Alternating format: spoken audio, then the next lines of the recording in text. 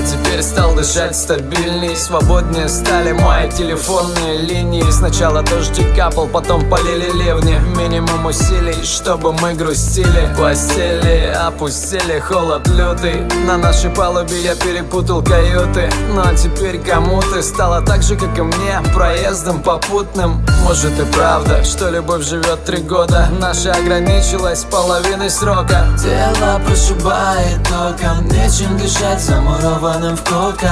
Моя одежда помнит твой запах. Так хочу тебя набрать и спросить, как ты. Но нельзя, мои капли покидают глаза.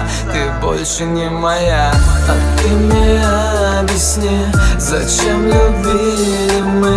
Мне слишком сложно забыть все слова твои. Если ты сделала шаг, то до конца уходи.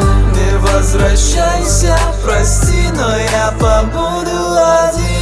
Обязательно передай привет маме. Ты помнишь, как она по-доброму смеялась над нами? Помню, как тебя ругали, мы вместе с ней. Не раскидывай вещи, одевайся теплей. Без улыбки не вспомнишь скандалы наши. Так забавно, но мы забывали о главном. Были вместе и любили, наверное. Ты не была стервой, пока не стал я первым.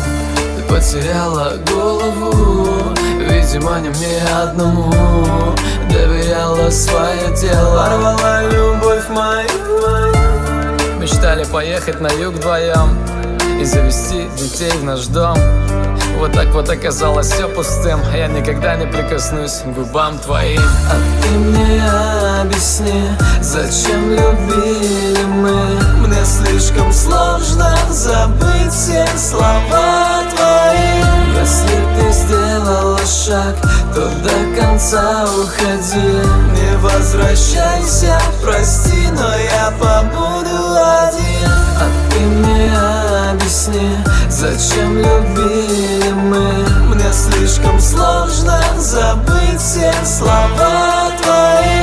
Если ты сделала шаг, то до конца уходи. Не возвращайся, прости, но я побуду